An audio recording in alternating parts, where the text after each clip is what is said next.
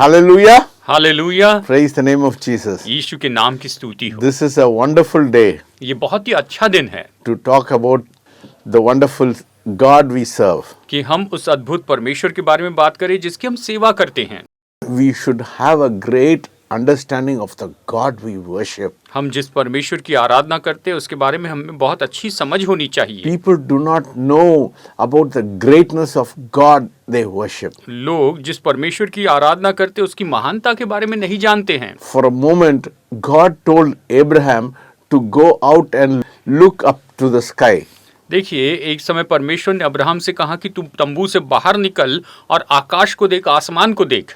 He not only wanted to show him that how he will bless his descendants, वो तो केवल उसे यही दिखाना नहीं चाहते थे कि वो उसके वंश को कैसे आशीष देंगे, but he wanted to show the magnitude of his presence, वो तो अपनी उपस्थिति की महानता उसे दिखाना चाहते about थे। the greatness of the God whom we serve. उस परमेश्वर की महानता जिसकी हम सेवा करते हैं। When Abraham went out and looked into the sky, he had an inkling of an idea about the greatness of the God he served. और जब अब्राहम ने ऊपर आसमान की ओर देखा तो उसने उस विचार को पाया कि वो जिस परमेश्वर की सेवा करता है वो कितना महान है। How great the God we serve, we should understand. हम जिस परमेश्वर की सेवा करते हैं वो कितने महान है, यह हमें समझना चाहिए। There's a misconception of human beings in understanding the infinite God they serve. जिस अगणित परमेश्वर, जिस महान परमेश्वर की मनुष्य सेवा करते हैं, उस परमेश्वर को जानने में मनुष्य यहाँ पर गलती करता है, उसे नहीं जान पाता है। The problem of human beings मनुष्य की समस्या यही है they don't understand that they are a finite being and they have a limited mind. वो इस बात को नहीं समझ सकते हैं कि मनुष्य तो सीमित है, उनका मन सीमित है और वो उस परमेश्वर को नहीं समझ सकते हैं। Yes, they try to want to comprehend God with their limited mind.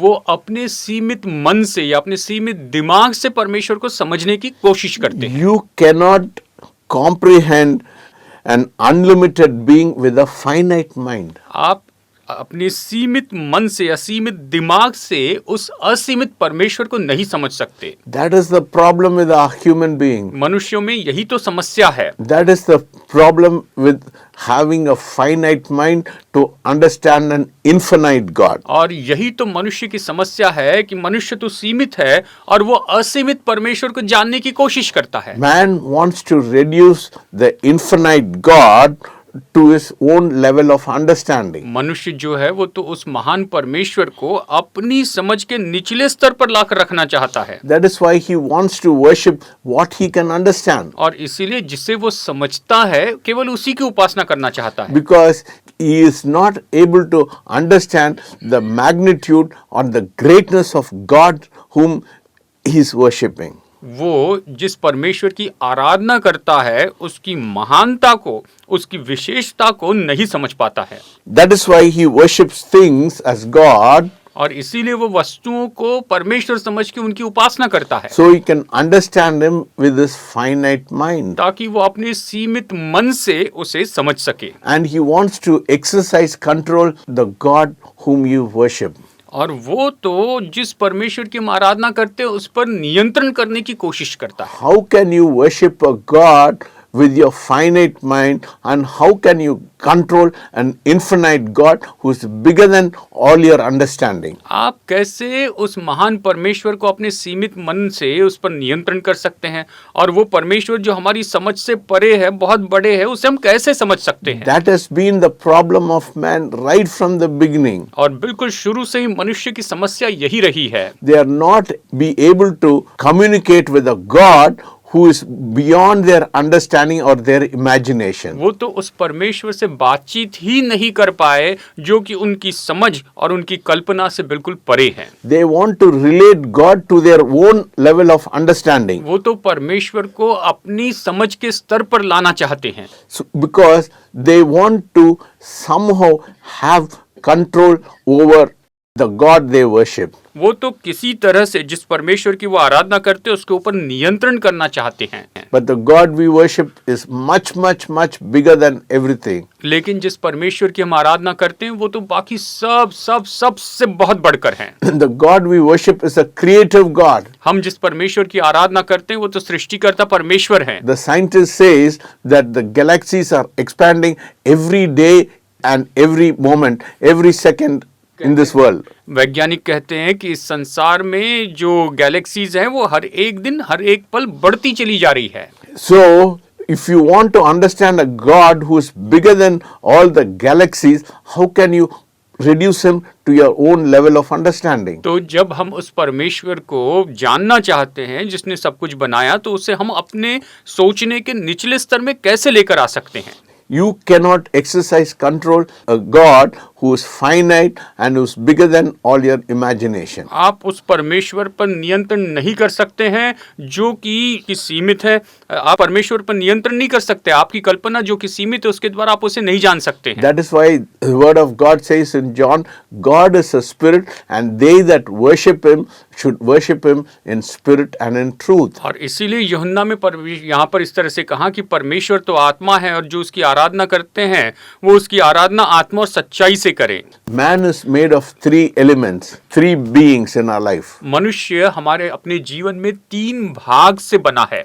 Yes, 3 parts in our life. मनुष्य 3 भाग से बना है, Body, शरीर, soul प्राण and spirit. और आत्मा। The body belongs to this earth ये जो शरीर है ये इस पृथ्वी का है, and your soul is your intellect, और आपका प्राण यानी आपकी बुद्धिमत्ता, and the spirit which is in you, और आपकी आत्मा जो कि आपके अंदर है, which is in the image of God, जो कि परमेश्वर के स्वरूप में है, is the one who can communicate with the God you worship. और यही तो आपको परमेश्वर जिसकी आप आराधना करते हैं उसके साथ जोड़ सकता है। So it is not possible for a man to be able to comprehend God with his body or with his soul.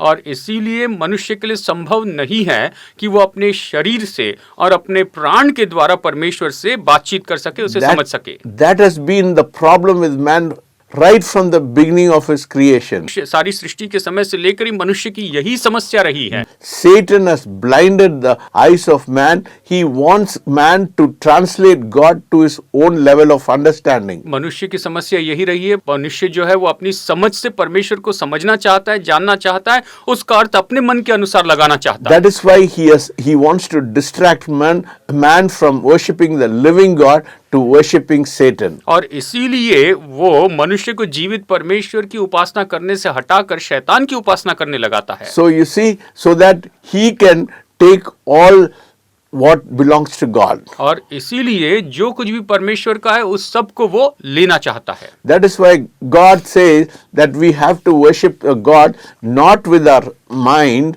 not with our body, but with our spirit. और इसलिए परमेश्वर कहते हैं कि परमेश्वर की आराधना हमें अपने मन से नहीं करनी है, लेकिन हमारे शरीर से नहीं करनी है, लेकिन हमारी आत्मा से करनी है। God wants us to speak to us through our spirit. परमेश्वर हमारी आत्मा के द्वारा हमसे बातें करना चाहते हैं। That is why if you want to hear the voice of God, it is the time when we listen to the voice of God, it is only during the time of night. और जब अगर हम परमेश्वर की सुनना चाहते हैं तो निश्चय ये ऐसा समय होता है जब रात के समय हम परमेश्वर की सुन सकते हैं। When everything is silent, जब सब कुछ बिल्कुल शांत हो जाता when है, your mind is silent, जब आपका मन शांत हो when जाता the है, whole environment is silent, जब पूरा वातावरण शांत हो जाता then है, you'll be able to be perceptive to the Spirit of God in your life. तो आप अपने जीवन में परमेश्वर की आत्मा को समझ पाएंगे। That is the time when your flesh is asleep और and your spirit is alive.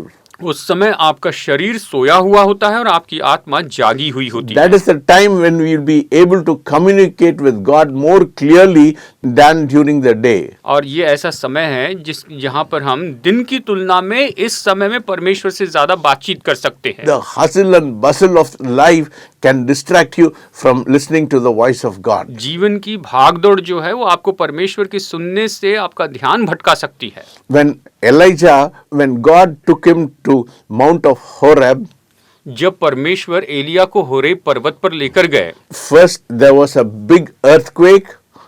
सबसे पहले वहां पर बड़ा भूकंप आया, then there was fire, और फिर आग आई, then there was a terrible wind, और फिर बड़ी तेज आंधी चली। but God was not in all those things. लेकिन उन सारी बातों में परमेश्वर नहीं थे। But finally, when God spoke to him through a still small clear voice, लेकिन अंत में जब परमेश्वर ने उससे बहुत ही धीमी आवाज में बात की, that is exactly God wants to do today also in our life. आज परमेश्वर हमारे जीवन में बिल्कुल ऐसा ही तो करना चाहते हैं। That's why Roman it says that people are worshipping the created than the creator.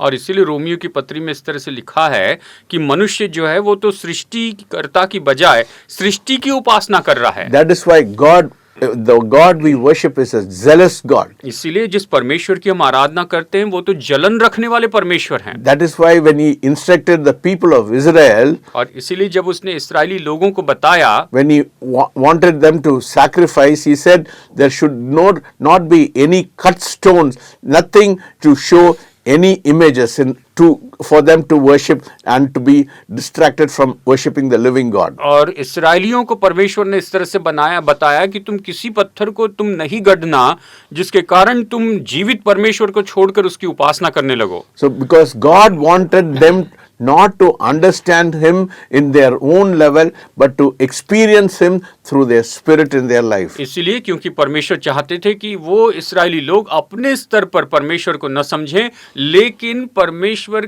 के अनुभव को करके वो परमेश्वर के बारे में समझ सकें। The consequence is instead of worshipping the creator, they have started worshipping the created. इसका परिणाम क्या हुआ? उन्होंने सृष्टिकर्ता परमेश्वर की उपासना करने के बजाय सृष्टि की उपासना की थी। But he has put his spirit inside us. लेकिन उसने हमारे अंदर अपना आत्मा रखा है। Every person has the spirit of God inside him. हर एक व्यक्ति के अंदर में परमेश्वर का आत्मा है। That is the only spirit which is communicating with the God who is beyond our understanding. और यही तो वो आत्मा है जो परमेश्वर से बातचीत करती है, जो कि हमारी समझ से परे है। And he is a God who is so infinite, it is very difficult for us to understand unless he himself reveals to us. और वो ऐसे परमेश्वर है जिससे हमें समझना बहुत मुश्किल है। ये तब तक मुश्किल है जब तक कि वो परमेश्वर स्वयं हमें खुद को न समझाएं। Because man could not understand God, क्योंकि मनुष्य परमेश्वर को नहीं समझ सकता है। that is why he came in the form of a human being to show him how God would be. और इसीलिए वो मानव रूप में आए ताकि उसे दिखा सके कि परमेश्वर कैसे हैं। He left his divinity उसने अपने ईश्वरत्व को छोड़ दिया and took the form of a human being और उसने एक मानव का रूप लिया to show them कि उन्हें दिखा सके how they could relate to God in their life. कि कैसे वो अपने जीवन में परमेश्वर के साथ जुड़ सकते हैं। That is the only reason for Jesus coming into this world, to show us how God's nature would be in this world. यही तो कारण है कि यीशु इस संसार में मानव रूप में आए ताकि हम पर प्रकट करे कि इस संसार में परमेश्वर कैसे हैं। The Son of God परमेश्वर का पुत्र became the Son of Man, मनुष्य का पुत्र बन गया so the sons of God ताकि परमेश्वर के पुत्र जो बहुत से उसके बेटे हैं becomes the sons of God. वो परमेश्वर के पुत्र हो जाए, उसके बेटे हो जाए। I want to repeat it very clearly to you. The Son of God, मैं इसे फिर से दोहराता हूं ताकि आप समझ ले, परमेश्वर का पुत्र, the Son of God became the Son of Man, वो परमेश्वर का पुत्र मनुष्य का पुत्र बन गया so that the sons of man ताकि मनुष्य के जो पुत्र हैं, जो बहुत से हैं, become the sons of God. वो परमेश्वर के पुत्र हो जाएं। There is a big transfer of ourself to the image of God. और देखिए ये तो बड़ा बदलाव है जहां पर हम खुद बदल कर परमेश्वर के स्वरूप में आ जाते हैं। God wanted us to have a glimpse of him. That is why Jesus came into this world. परमेश्वर चाहते हैं कि हम उसकी एक झलक देखें और इसीलिए यीशु इस संसार में आए थे। So that is why we should not understand God, or we should not worship God with a finite mind. और इसीलिए हमें परमेश्वर को अपने सीमित मन से, सीमित दिमाग से न तो समझना है और ना ही उसको समझने की कोशिश करना है। As long as you live in the flesh, जब तक कि आप शरीर में जीवित हैं, you will feel time is dragging in your life. आपको ऐसा महसूस होगा कि आपके जीवन में समय से खिंचता चला जा रहा When है। you are in His presence, लेकिन जब आप उसकी उपस्थिति में रहेंगे, the moment you dive to yourself and to your flesh, जिस पल आप अपने लिए और अपने स्वार्थ के लिए मर जाते हैं, when your spirit takes control, और जब आपकी आत्मा आप पर नियंत्रण करती है, you'll be lost in His presence. तो आप उसकी उपस्थिति में खो जाएंगे। So you see how important it is important to die to the flesh, इसीलिए देखिए ये कितना महत्वपूर्ण है कि हम अपने शरीर के लिए मर जाएं, because in the night the spirit takes control, क्योंकि रात के समय आत्मा नियंत्रण करेगी, but during the day the flesh takes control, लेकिन दिन के समय में शरीर जो है वो नियंत्रण करता है, because your mind is cluttered with the affairs of this world. क्योंकि आपका मन इस संसार की बातों में बहुत से उलझा हुआ रहता है।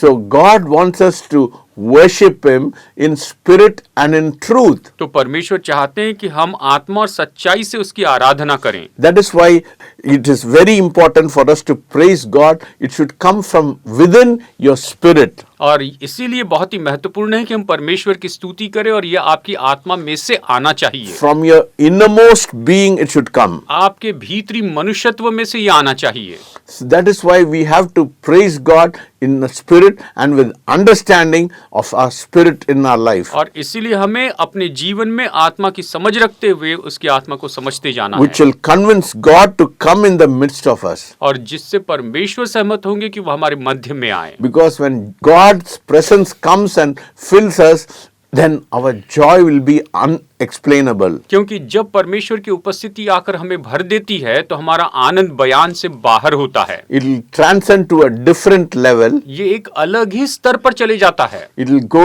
into a heavenly realm. ये तो स्वर्गीय क्षेत्र में चले जाता है। Our worship would become a sweet incense to God. हमारी आराधना परमेश्वर के सामने एक सुगंधित हवन हो जाती है। And it will be a sweet smelling savor to the Lord, which will make Him descend in the midst of us. ये तो परमेश्वर के सामने एक सुगंध होती है जिसके कारण परमेश्वर वहां पर उतर आते हैं। Sometimes God touches us with His spirit in our spirit. कई बार परमेश्वर अपनी आत्मा से हमारी आत्मा को छू लेते हैं। You can feel the tangible presence of God all over your body, but you can feel Him, but you cannot see Him.